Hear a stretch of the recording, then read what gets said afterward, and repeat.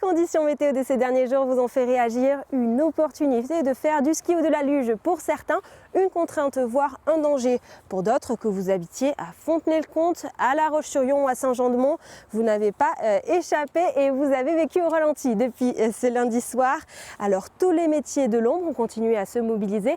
Par exemple, tous les gendarmes étaient réquisitionnables depuis lundi. Si vous avez pris la route, vous avez remarqué que les conditions de circulation étaient extrêmement difficiles.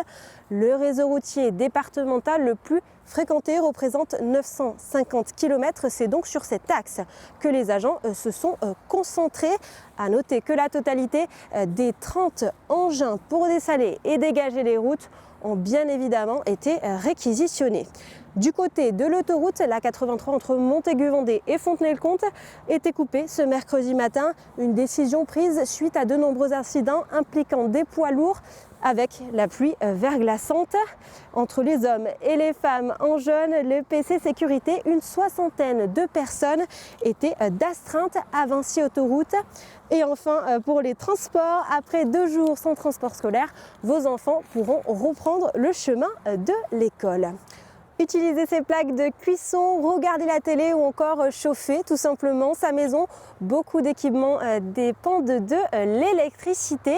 Alors Enedis recense près de 300 interventions en Vendée et en Loire-Atlantique ce mardi. C'est donc 250 techniciens qui étaient mobilisés si on rajoute le Maine-et-Loire à ces chiffres.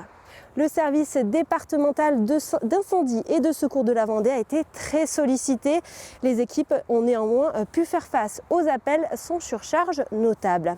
Alors cet épisode de neige et de verglas aura été particulièrement intense. Il a fait par exemple moins de 9,7 degrés à Fontenay-le-Comte ce mardi, un record depuis une quarantaine d'années selon la municipalité. Alors aujourd'hui, on note un retour progressif à la normale.